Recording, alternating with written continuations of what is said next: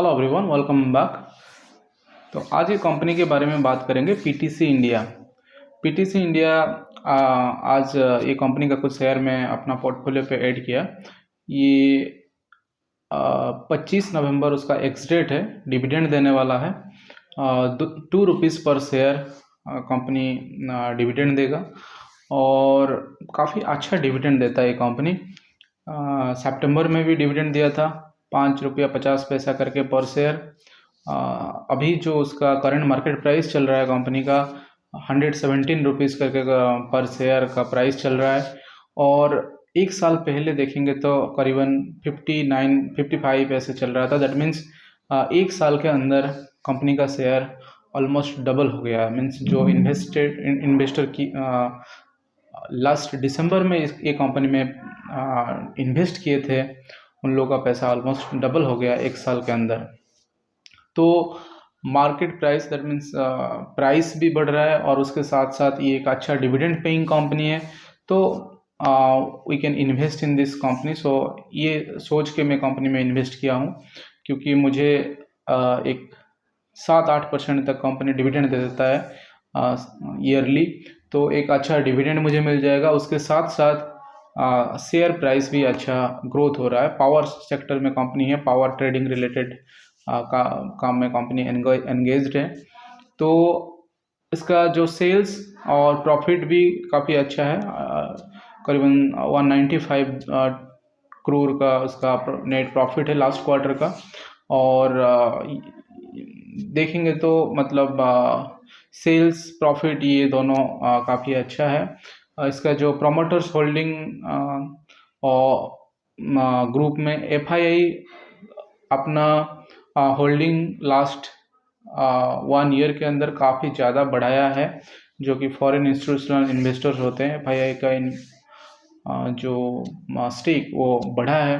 तो FII DI जो एक कंपनी में अपना स्टेक बढ़ाते हैं, तो ये एक अच्छा साइन होता है कि बिकॉज कंपनी अच्छा कर रहा है या उसका मैनेजमेंट अच्छा है, ये एक अच्छा साइन है।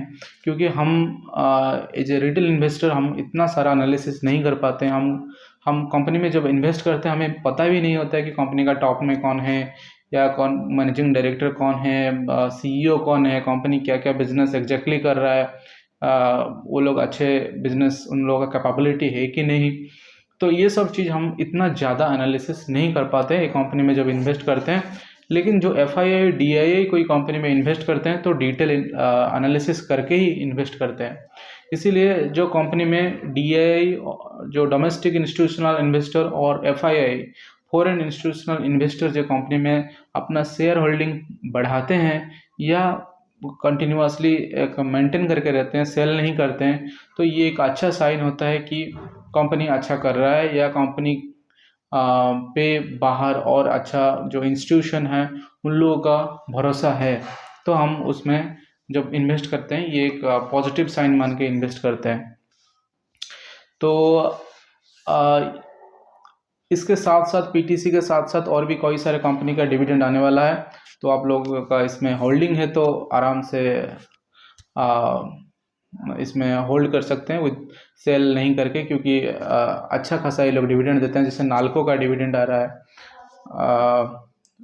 उसके साथ साथ आपको रेल विकास निगम लिमिटेड RVNL का डिविडेंड आ रहा है। इरकॉन इंटरनेशनल का डिविडेंड आ रहा है। उस पावर फाइनेंस का डिविडेंड आ रहा है। उसके साथ साथ क्रिसिल का डिविडेंड आ रहा है 9 रुपीज़ पर शेयर करके। आपका टाइड वाटर ऑयल का डिविडेंड आ रहा है।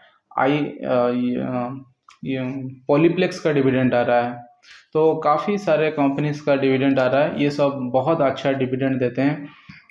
और आप ये सब सारे कंपनी में आपका होल्डिंग है तो आप आराम से होल्ड करके रखिए।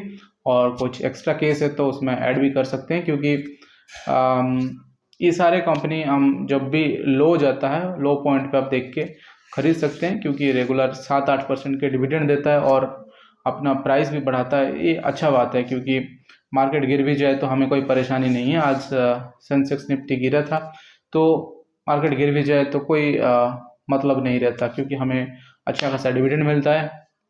8-9% की डिविडेंड मिल गया। उसके साथ साथ प्राइस भी थोड़ा बहुत 7-8% बढ़ गया, तो 15-16% ऐसे ही हो गया ईयरली ग्रोथ।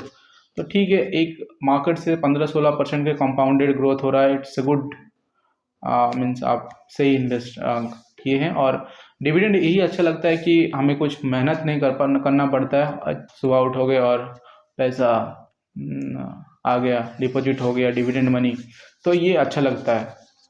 इसीलिए डिविडेंड इनकम को बहुत सारे लोग भी एक पैसिव इनकम मानते हैं, जैसे रेंटल इनकम हो और दूसरा इनकम से ये एक भी अच्छा पैसिव इनकम होता है।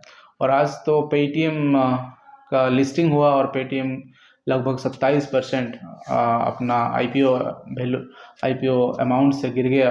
लगभग 2150 रुपये का उसका आईपीओ वैल्यू था और अभी 1600-1500 करके ऐसे ही ट्रेडिंग, जब मार्केट क्लोज हुआ उसका प्राइस चल रहा था, ट्रेड हो रहा था। तो ये एक बहुत बड़ा आईपीओ था।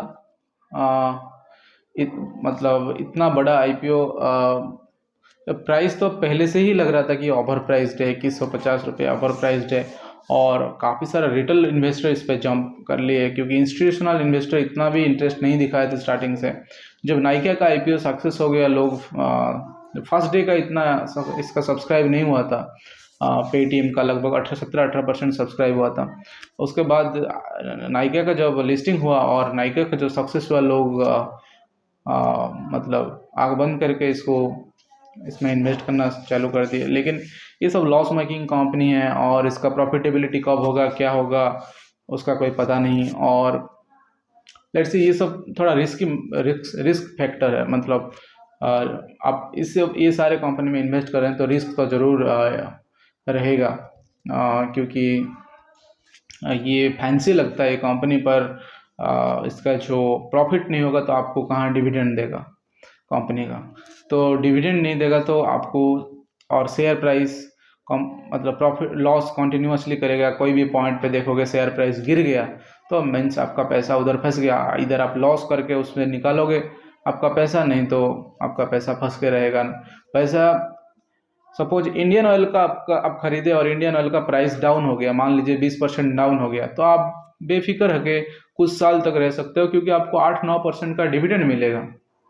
3 साल बाद भी वो वापस प्राइस मतलब प्रॉफिट देता है आपको, तो भी आपका मतलब कोई टेंशन नहीं है, we shouldn't bother about that, हमें कोई टेंशन नहीं होगा, क्योंकि हमें 8-9% की तो ऐसे ही डिविडेंड मिल रहा है। प्राइस डाउन भी हो गया तो कोई प्रॉब्लम नहीं है। लेकिन पेटीएम टाइप कंपनी क्या है ना, डिविडेंड देने का तो चांस ही नहीं है, क्योंकि लॉस मेकिंग, जोमेटो हो, पेटीएम हो। लेकिन जोमेटो तो अच्छा दिया और अभी अच्छा ग्रोथ कर रहा है इस क्वार्टर के रिजल्ट के बाद। लेकिन प्राइस जोमेटो का ठीक ठाक है, 130-140 था, अभी 150 हो गया। लेकिन पेटीएम का क्या प्रॉब्लम है, ओवर प्राइस्ड है, 2100 रुपया, it's over price. And some of the brokerage house, they are predicting the price of the Paytm is 1200। वो लोग बोल रहे हैं कि 1000 to 1200 is a correct valuation for Paytm right now। तो क्वार्टर टू क्वार्टर उसका रिजल्ट से फिर एनालिसिस किया जाएगा कि उसका ग्रोथ कैसे हो रहा है, क्या हो रहा है, का प्राइस बढ़ेगा घटेगा। लेकिन अभी का जो उसका वैल्यूएशन के हिसाब से वो एक लॉस मेकिंग कंपनी है, और 1200 से ज़्यादा प्राइस नहीं होना चाहिए पेटीएम का प्राइस। ये काफ़ी सारा अभी आईपीओ और भी आ रहा है, तो आप देख के लीजिए, नहीं तो कोई आईपीओ में आपका पैसा मतलब ऐसे ही थोड़ा लॉस में आ सकता है। लेकिन काफ़ी सारा अच्छा, जैसे नाइका डबल कर दिया रिटर्न, मैक्सिमम आईपीओ अच्छा ही गया इन्वेस्टर्स के, जो अभी लोग इन्वेस्ट किए हैं आईपीओ में, अच्छा डबल ट्रिपल भी मिल गया है लोगों को, तो अच्छा है। लिस्टिंग गेन ले सकते हैं, लेकिन एनालिसिस करके अच्छे से कंपनी में इन्वेस्ट कीजिए, क्योंकि ये प्रॉब्लमेटिक है, पैसा फंस के रह जाता है। हम लोगों को पता नहीं रहता है, उतना ज़्यादा एनालिसिस वो लेवल पे नहीं हो पाता है जो कि एक इंस्टीट्यूशन करता है, एक बैंक या जो भी बड़े बड़े फाइनेंशियल इंस्टीट्यूशन करते हैं इन्वेस्टमेंट से पहले। हम उतना इन्वेस्ट नहीं करते हैं, 2-3 वीडियो या कहीं पे थोड़ा पढ़ के हम इन्वेस्ट कर देते हैं। तो हम थोड़ा ध्यान से इन्वेस्ट करना चाहिए, पैसा को उधर ब्लॉक नहीं होना चाहिए। तो फिर मिलते हैं नेक्स्ट वीडियो में। तब तक के लिए बाय बाय, गुड नाइट।